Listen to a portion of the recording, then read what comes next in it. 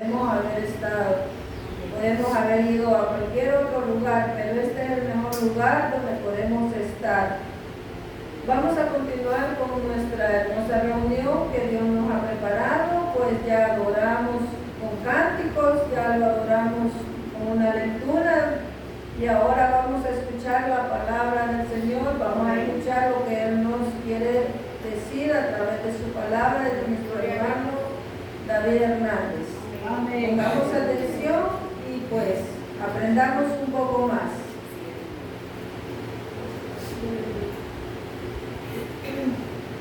Hermanos, que el Señor les bendiga. Amén.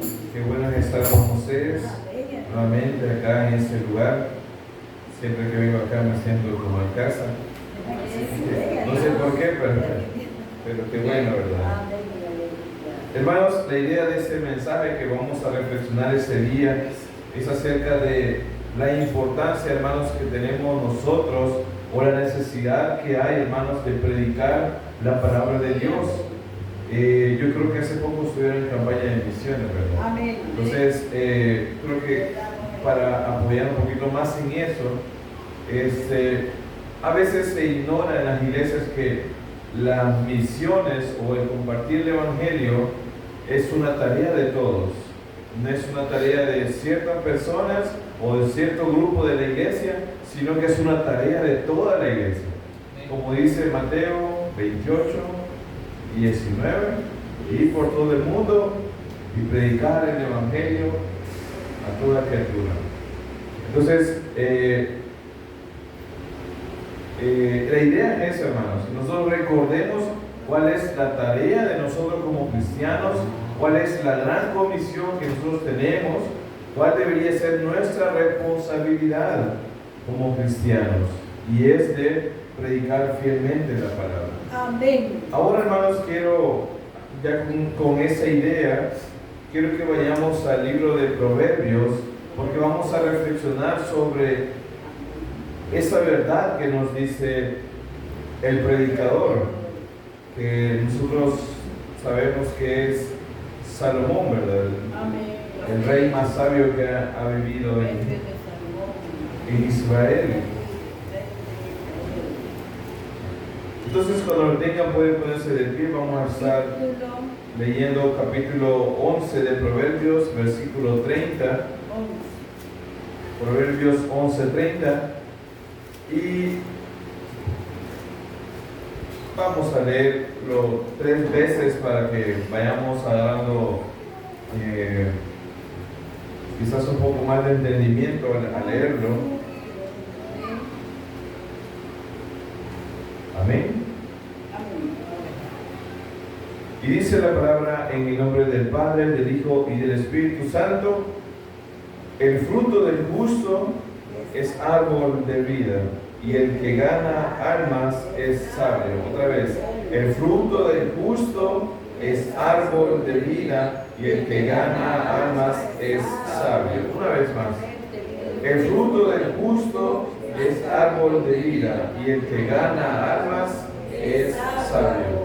Hoy, Dios y Padre que estás en los cielos, Señor, te damos gracias. Te damos toda la alabanza a ti, Señor, porque has sido bueno, has sido grande, has sido bondadoso con nosotros, Señor.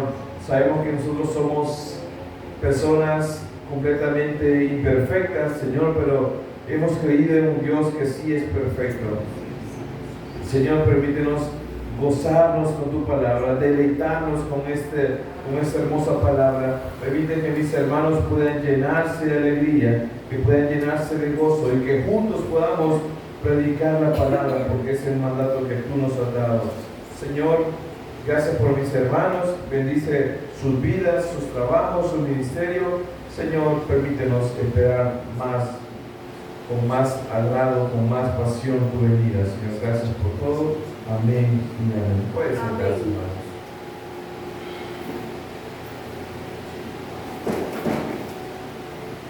Hermanos, quiero mencionarles que cuando nos acercamos nosotros a libros de Proverbios, no es de considerar que lo que estamos leyendo son promesas. Porque a veces decimos, bueno, proverbios se tienen que cumplir tal como está dicho, ¿verdad? Lo que ocurre con proverbios son, encontramos palabras o dichos sabios del rey Salomón. Lo que sí, hermanos, tiene es que tiene una alta probabilidad de que ocurra algo bueno para nosotros. Los libros de los proverbios nos ayudan a que nosotros vivamos una vida que agrade a Dios. No es una regla o un manual para tener una vida fructífera, una vida productiva, sino que son dichos que nos apuntan a una vida agradable delante de Dios. Entonces, en Proverbios también nosotros encontramos un contraste a cada momento, en cada pasaje, entre las personas que son sabias y las personas que son necias. Encontramos el contraste entre el justo y el impío. Usted puede leerlo, hermanos, son 31 capítulos que usted puede disfrutar, dedicar, y puede tomarse la tarea, hermanos, de leer un capítulo diario, y usted va a encontrar mucha sabiduría para agradar a Dios en nuestra manera de vivir. Por eso, hermanos, es importante que nosotros entendamos proverbios para poder aplicarlo de una manera correcta. Como les decía, proverbios no son promesas absolutas ni leyes universales. Por ejemplo, dice que instruye al niño en su camino y aun cuando fuere viejo no se apartará de él. Pero a veces los padres se enfocan mucho tiempo en instruir al niño, pero cuando ya son adultos se desvían a veces. Entonces, ¿será que la Biblia está mintiendo? No. Lo que pasa es que no son promesas universales, sino que es probable que lo que Proverbios esté diciendo vaya a surgir efecto. Entonces, hermanos, todo lo que Proverbios nos refleja es, como dice Eclesiastés, todo bajo la vista, al punto de vista de la soberanía de Dios.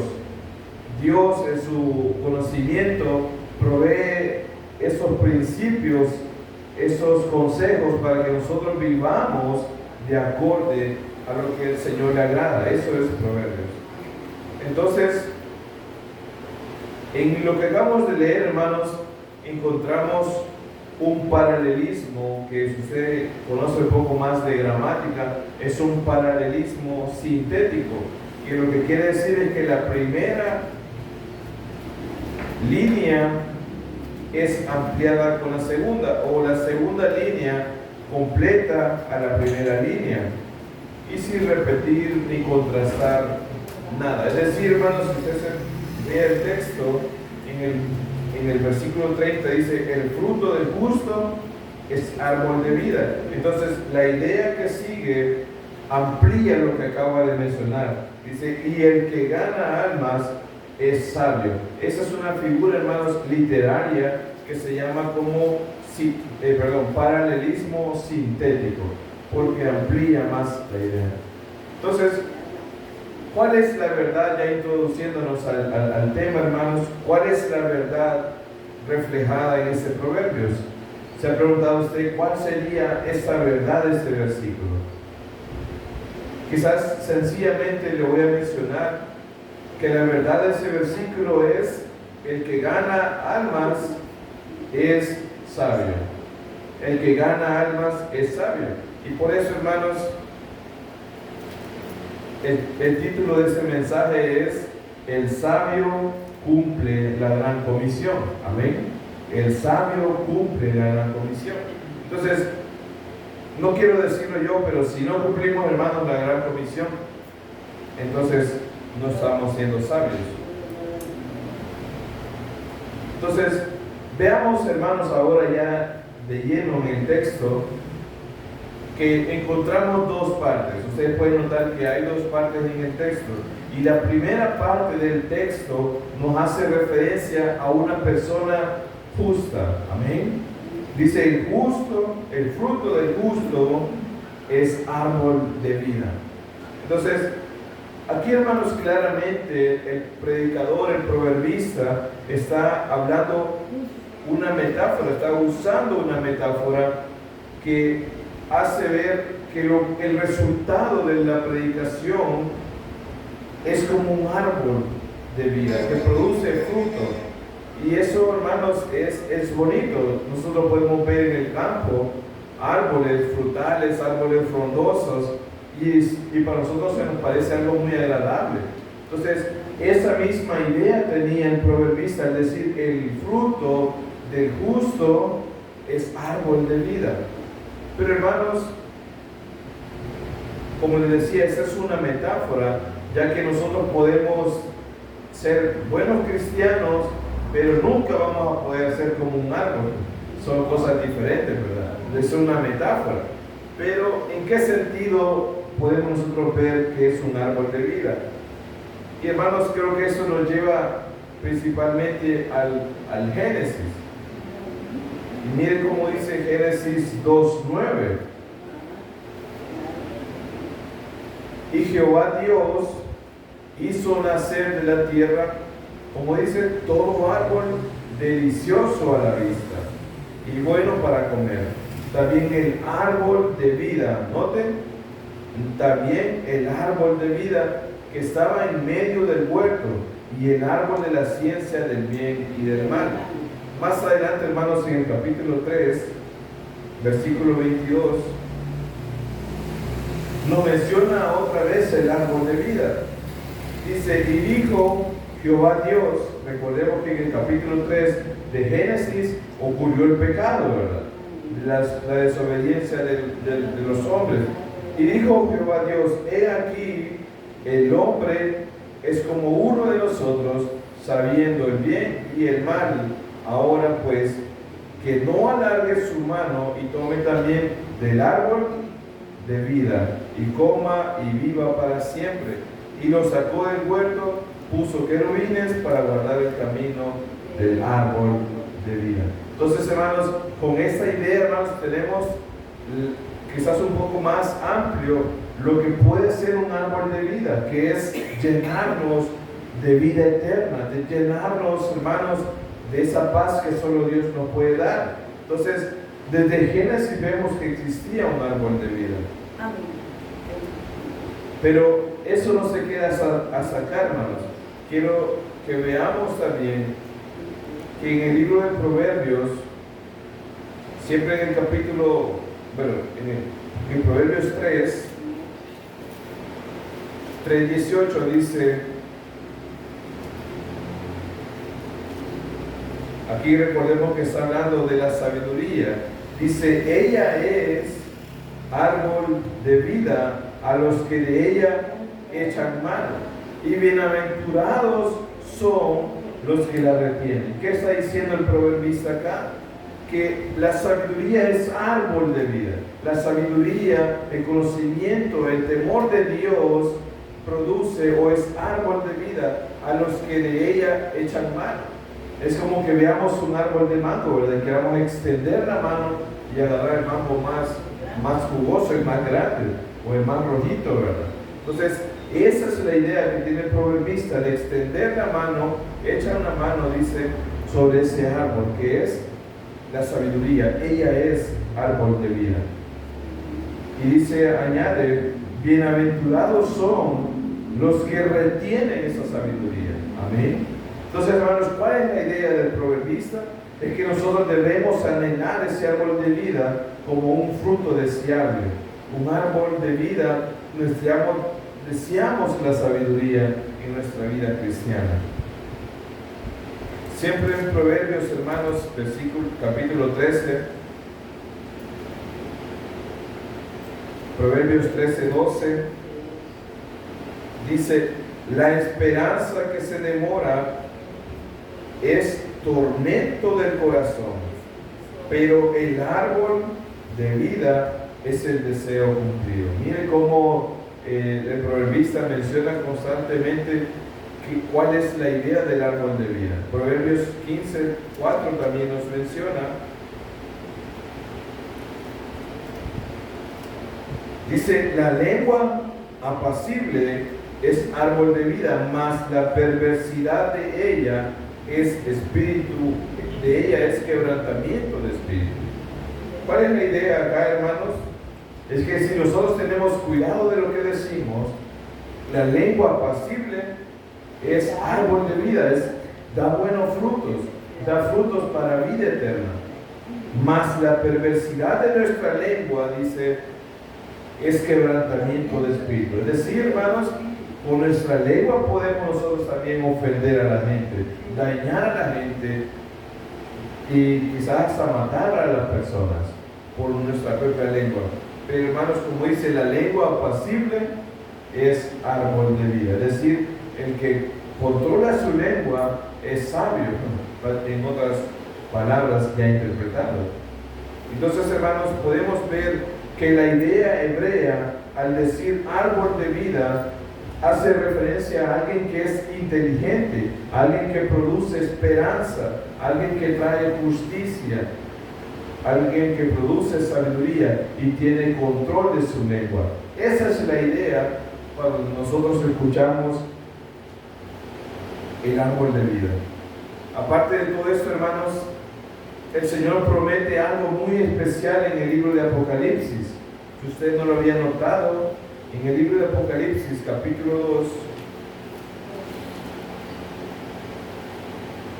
en el libro de Apocalipsis, capítulo 2, versículo 7, dice: al que venciere, note que no es para todos, sino que al que venciere, le daré a comer del árbol de vida, el cual está en medio del paraíso de Dios. Si nosotros recordamos, hermanos, Dios quiere restaurar todas las cosas que por medio del pecado fueron dañadas. La creación misma gime por la redención y la regeneración de una tierra nueva. Entonces, en Apocalipsis, cuando ya está el reino de Dios, el paraíso de Dios, el Señor nos promete que al que venciere, dice, le va a dar a comer el árbol de vida. Y si notamos el contraste en Génesis 3, el Señor desecha a Adán y a Eva del huerto para que ya no extiendan su mano sobre el árbol de vida, porque pecaron delante de Dios. Entonces, la idea es esa, hermanos. Desde Génesis hasta Apocalipsis vemos la importancia de un árbol de vida. Entonces, a los que creemos en el Señor, vamos a vencer. A los que hemos creído en el Señor Jesucristo como Salvador, ellos van a vencer. Nosotros vamos a vencer. Y nos promete, hermanos, y creo que eso debería de llenarnos de gozo, nos promete participar eternamente de su fruto, que es el árbol de vida. Esa es la esperanza en el Señor. Entonces, volviendo, hermanos, a Proverbios, que tomamos como base, Proverbios 11:30, nos dice que el resultado de ser justos es ser sabio. En pocas palabras, el resultado o el fruto de ser justos es ser inteligentes, es ser justos, es tener esperanza, tener un conocimiento de la bondad de Dios. Y el gran resultado, si nos ponemos a pensar, que produce el árbol de vida, muchas veces ya no se habla de eso en los púlpitos. Ya no se habla sobre la importancia de buscar una sabiduría, de buscar el temor de Jehová. Ya no se habla sobre eso. Entonces, la pregunta que nosotros podemos hacernos ahora, en este año, en este momento, como iglesia, es: ¿somos justos delante de Dios? ¿Somos buenos? ¿Tenemos rectitud? Son preguntas que nosotros deberíamos de hacernos constantemente, porque la vida cristiana, hermanos, es de autoexaminarse. Entonces, ¿somos justos? ¿Somos buenos? Veamos lo que la Biblia nos dice. Váyase un poquito más atrás, hermanos, a Salmo 14.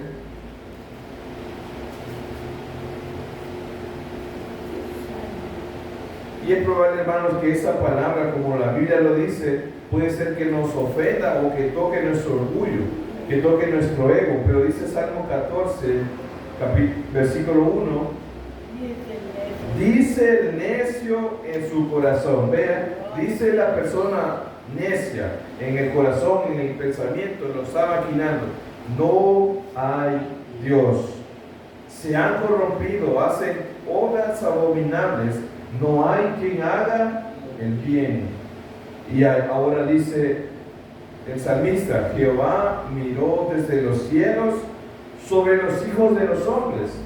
Es decir, que Dios está buscando a alguien. Dice, para ver si había algún entendido. Dios estaba buscando si había alguien entendido, alguien inteligente que buscara a Dios. Pero dice, todos se desviaron, a una se han corrompido, no hay quien haga lo bueno, no hay ni siquiera uno. Hermanos, yo sé que ahora ya no se escucha esto, y el salmista estaba totalmente seguro de que el hombre y la naturaleza del hombre era pecaminosa, es pecadora. Entonces nadie puede buscar a Dios, hermanos, nadie puede buscar a Dios por su propia cuenta, porque todos amamos por naturaleza el pecado, todos amamos por naturaleza las cosas malas.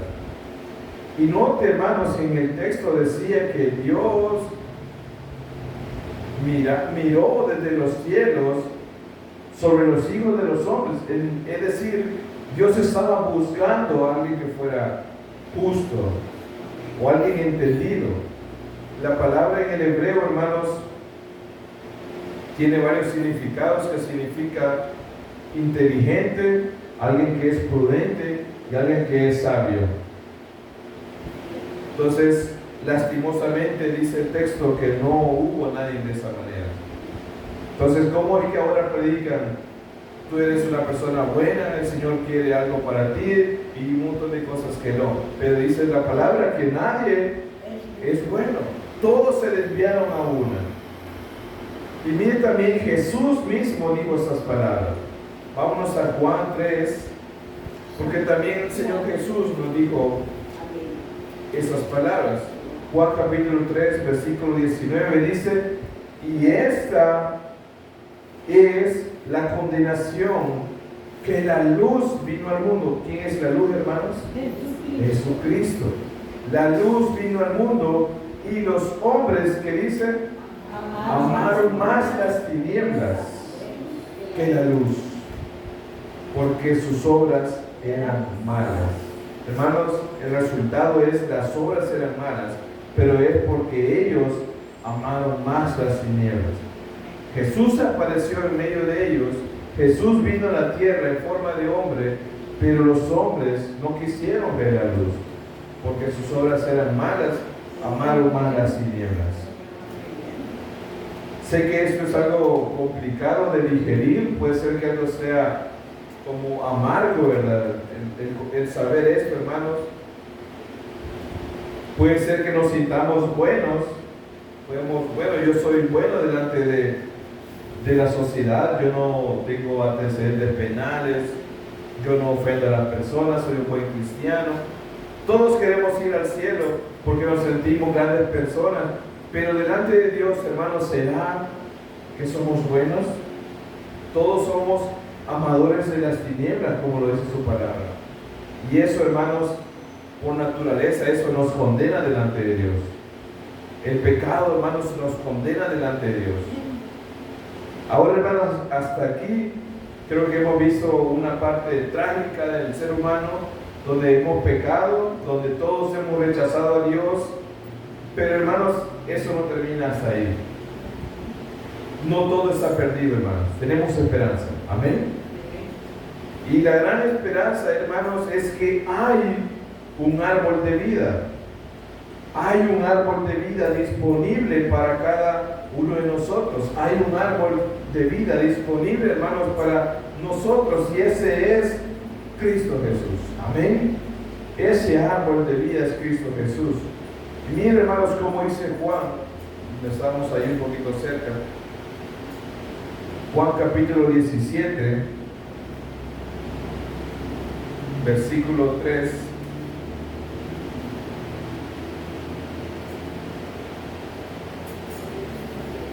Juan 17:3 dice, y esta es la vida eterna, que te conozcan a ti.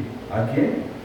El único Dios verdadero, y a Jesucristo, a quien tú has enviado. Entonces, hermanos, ¿cuál es esa vida eterna que nosotros anhelamos?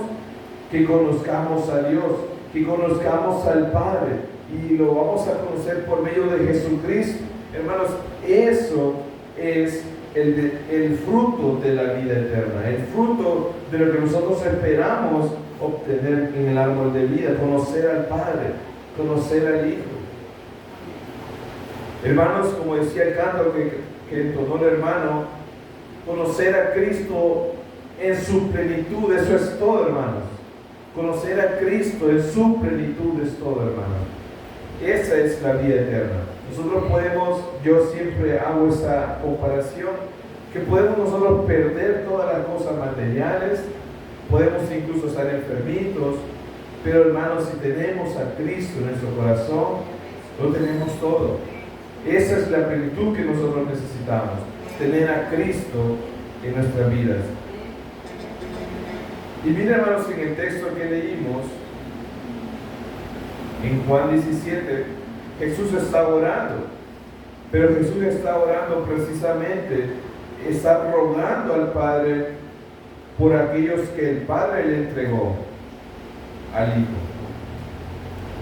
Dios mandó a Jesucristo a morir en la cruz por los que Dios había elegido. Hermanos, si no estamos viendo una elección de Dios acá, es porque realmente nosotros queremos de cierta manera comprar nuestra salvación. Si nosotros decimos, no, yo elegí a Dios, yo elegí salvarme, entonces nosotros queremos comprar nuestra salvación, y eso es un concepto totalmente antibíblico. Y eso, hermanos, nos va a doblegar nuestro ego. Como dice en Juan 17,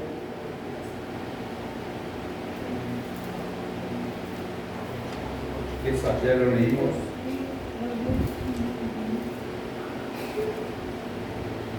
Pero vea cómo dice, hermanos, en el versículo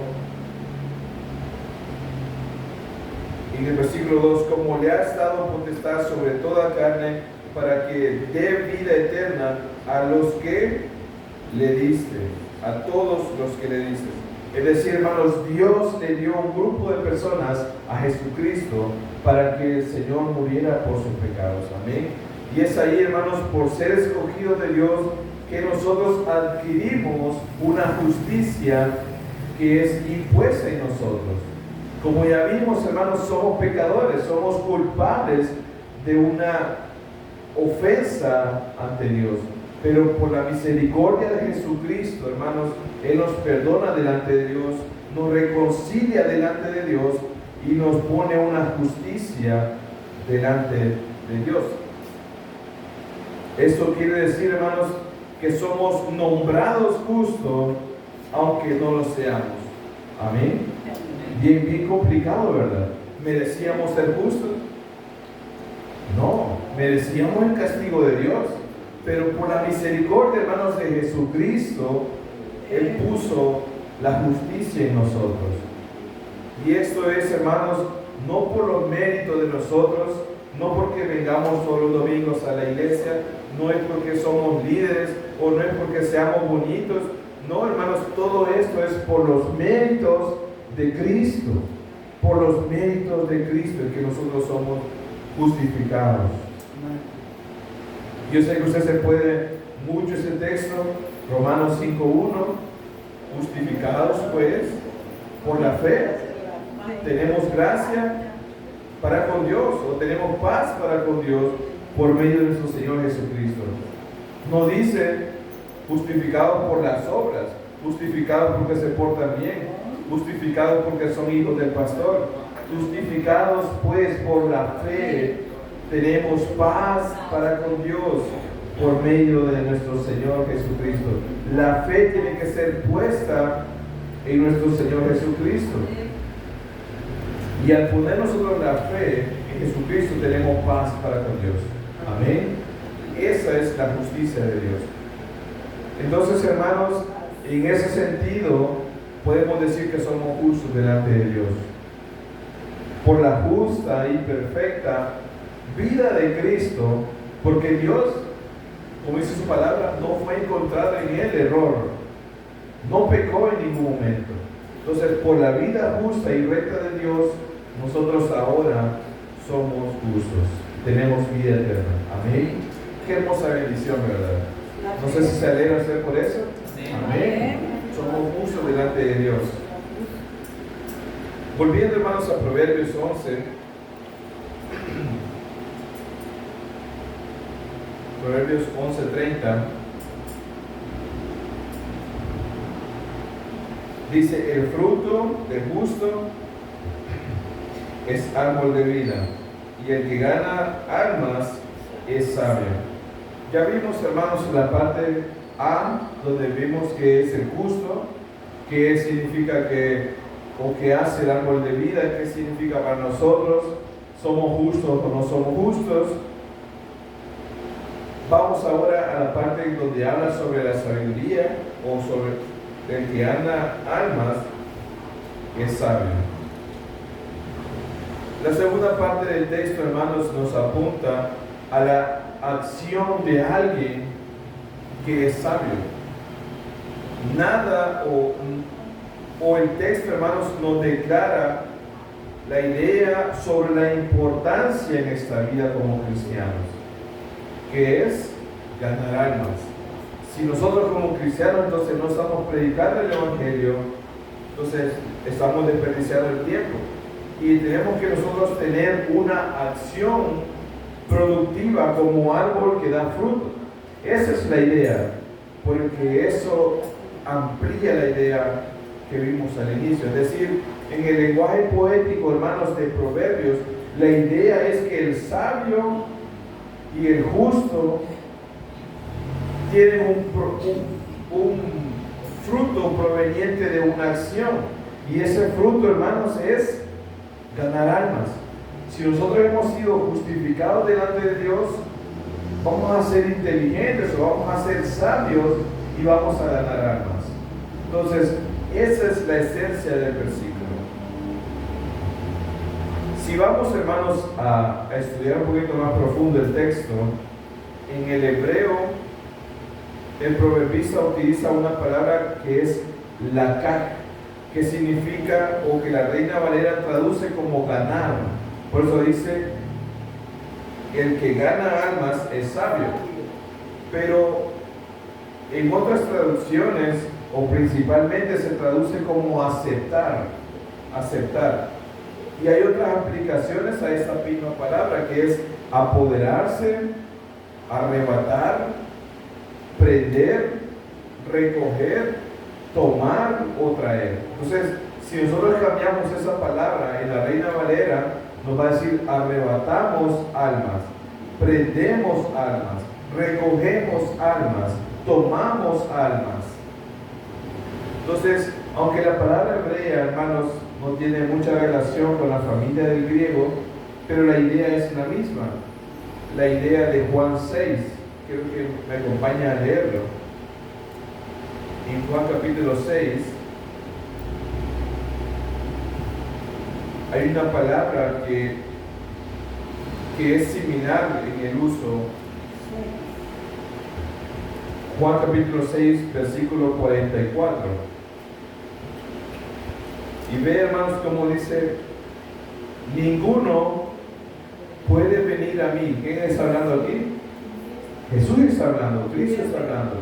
Si el Padre que me envió no le trajere, y yo le resucitaré en el día postrero. La palabra que le digo, que dice Proverbios 11:30, tiene una relación con Juan 6:44, en la palabra donde dice trajere. Entonces, la conexión es que si el Padre no lo trajere a Cristo, entonces nunca va a llegar al camino de Dios y nunca va a resucitar en el día postrero. Entonces, ¿de qué es la acción? Del Padre, porque es quien atrae o trajere a los caminos del Señor. Hermanos, note acá que esa es una verdad doctrinal y teológica. No hay ninguna persona capaz en el mundo, y nunca lo ha habido una persona en el mundo capaz de volverse de su pecado por sí mismo. Amén.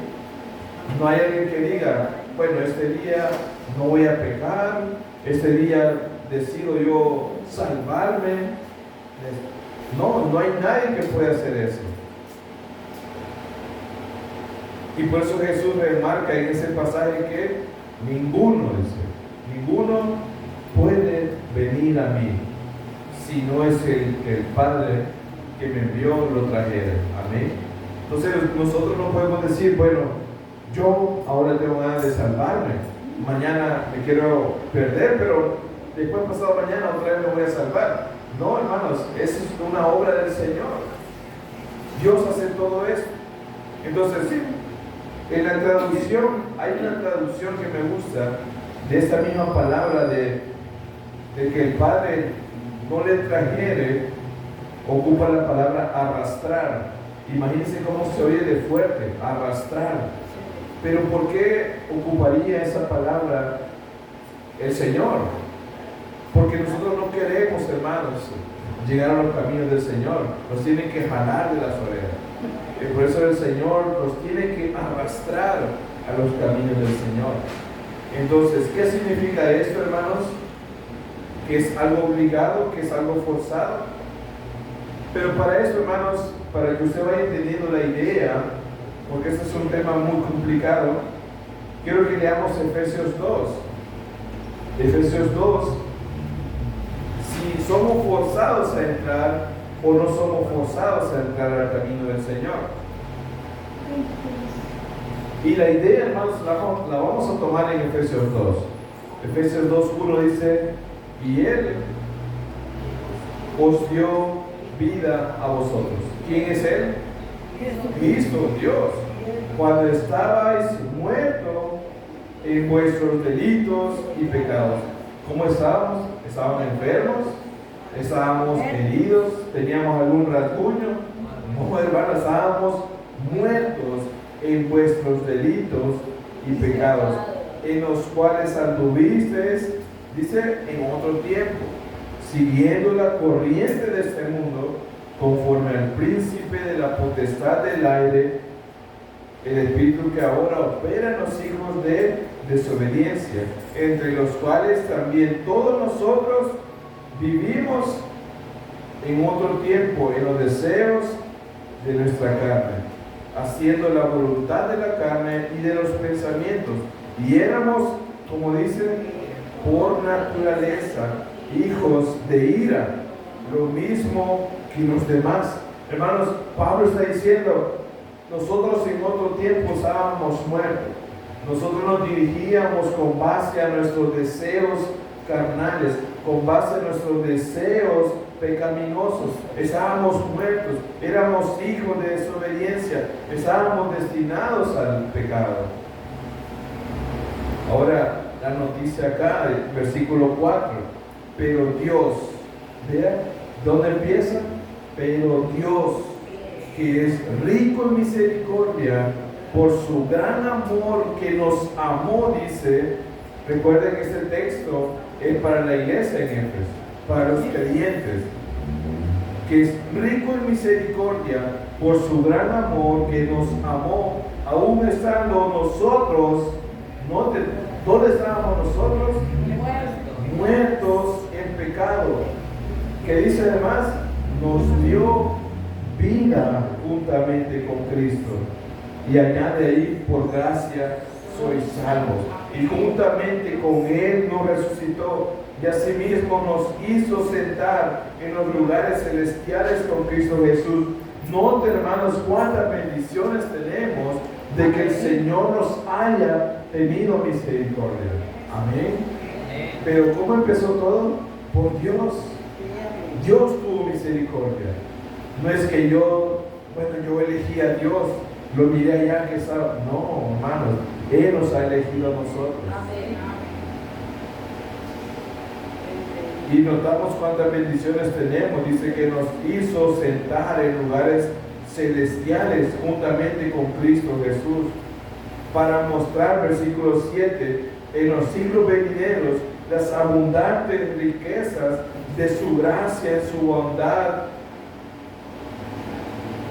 para con nosotros en Cristo Jesús, porque por gracia sois salvos por medio de la fe.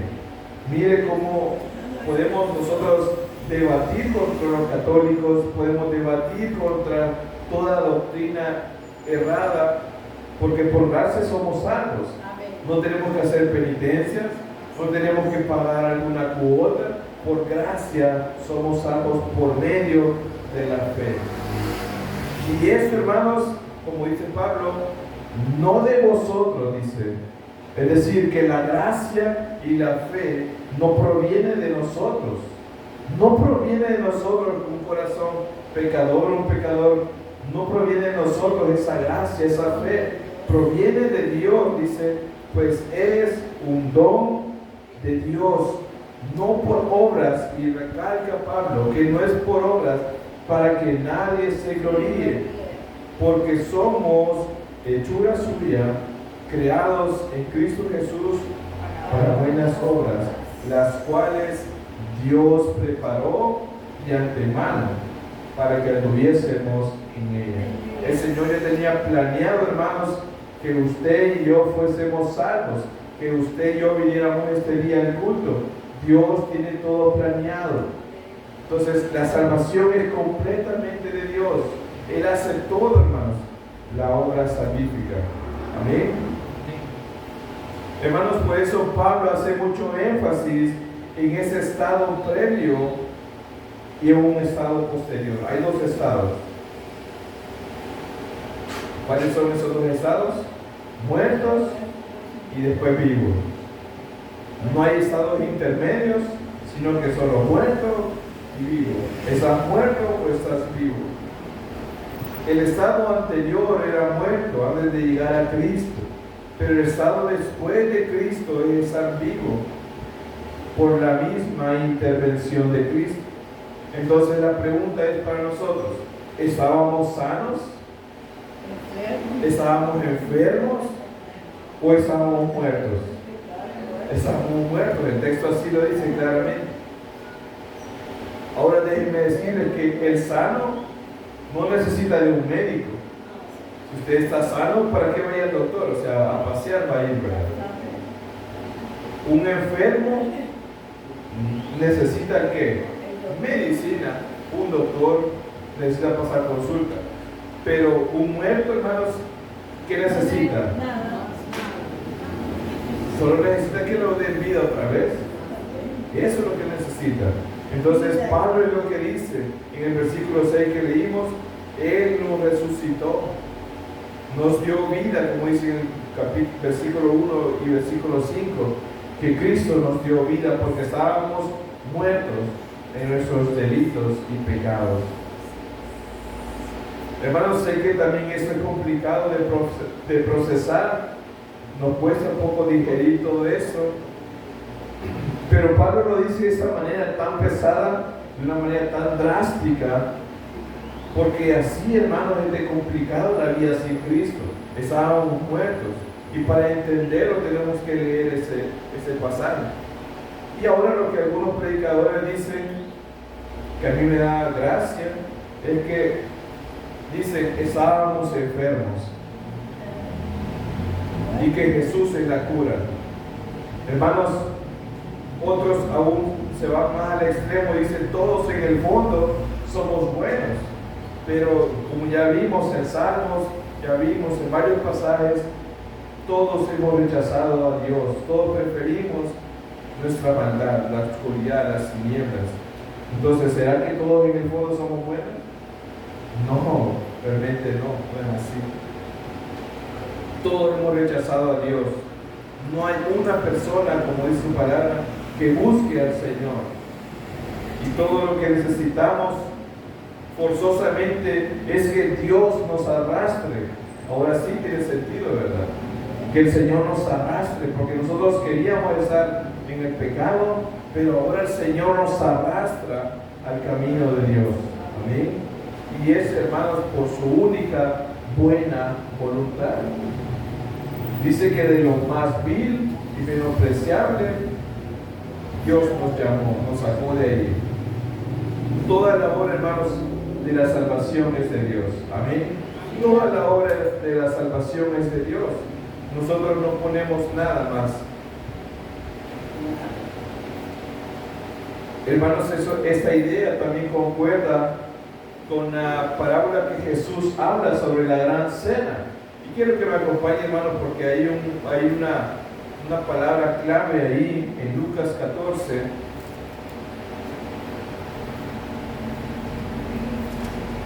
Lucas capítulo 14, versículo 23.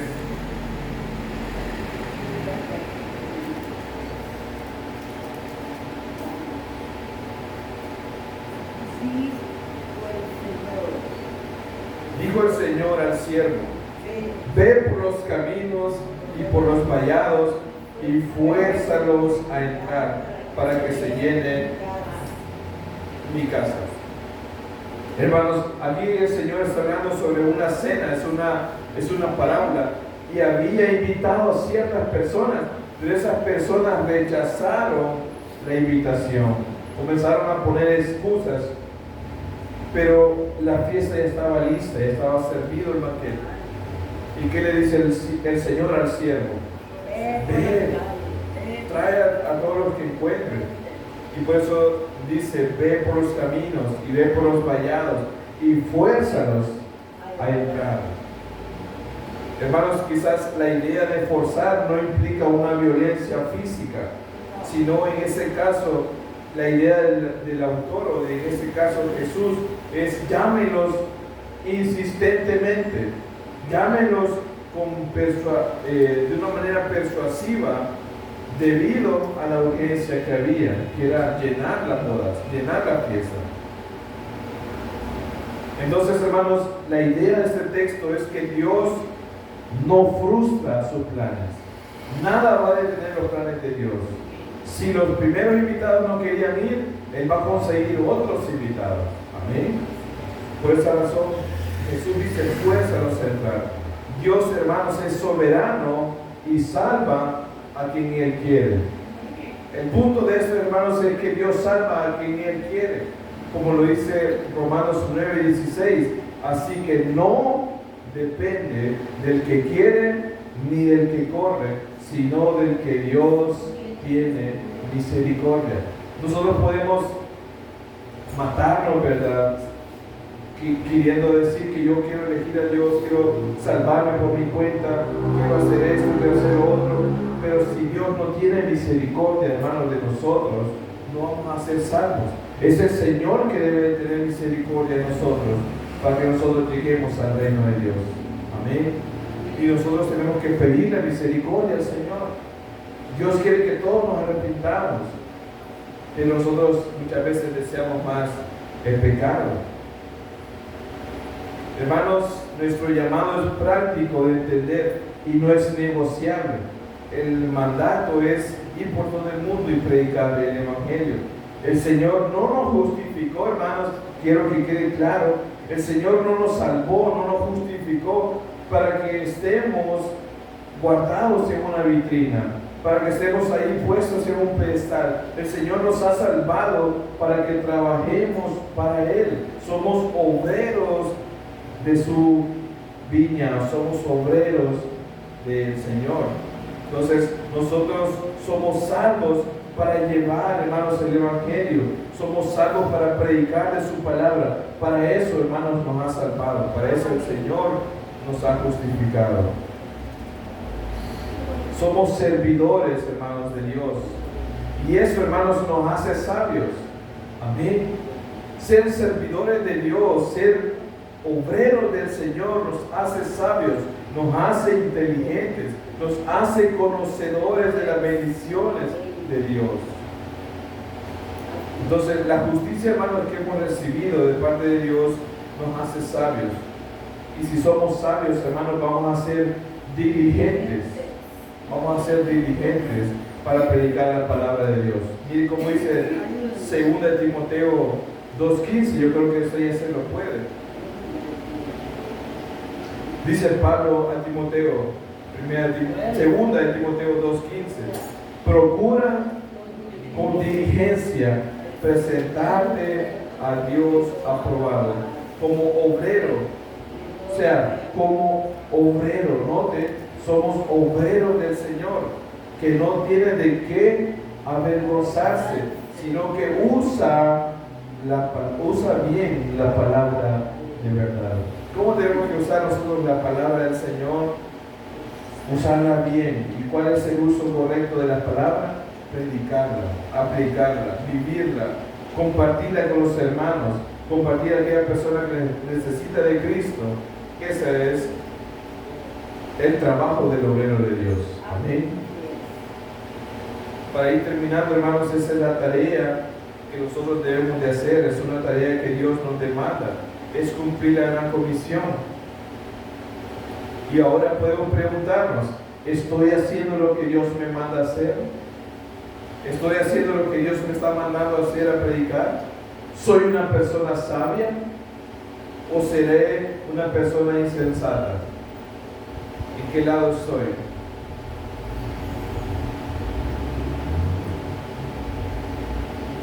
Quiero cerrar con esto, hermanos, con Proverbios capítulo 1.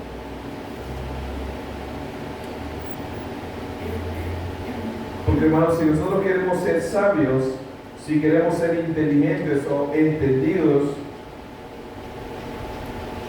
tenemos que empezar por una parte. Como dice Proverbios 1:7, el principio de la sabiduría es el temor de Jehová. Y dice la otra parte, los insensatos desprecian la sabiduría y la enseñanza. Hermanos, esperemos estar en el camino correcto. Si estamos en el camino de los justos, en el camino de los sabios o en el camino de los insensatos. Pidámosle al Señor misericordia y que nos conduzca el camino verdadero de la sabiduría, porque ahí nosotros vamos a ser árbol de vida, vamos a tener el fruto de árbol de vida y vamos a ganar almas para Cristo. Amén. Hermanos, espero que hayan comprendido y vamos a orar para finalizar. Amén. Hoy Dios y Padre que estás en los cielos, te damos gracias por tu bondad, por tu misericordia. Sabemos que en otros tiempos éramos esclavos al pecado, pero tú, Señor, en tu misericordia, en tu gran bondad, Señor, nos has visto a nosotros y has tenido ese cuidado y nos arrastraste, nos atrajiste a tu camino, nos atrajiste a tu salvación. Señor, ayúdanos a ser buenos obreros, a ser trabajadores, a ser diligentes, a usar la palabra de verdad de una manera correcta, Señor, y que podamos predicar juntos el Evangelio. Señor, tu venida está cerca y nosotros no debemos de descuidar eso. Señor, gracias te damos. Bendice a mis hermanos de la congregación que puedan gozarse, que puedan llenarse de tu palabra y que podamos ser dirigidos por el Espíritu Santo. En el nombre de Jesús, te damos gracias. Amén y amén. Dios le bendiga, hermanos.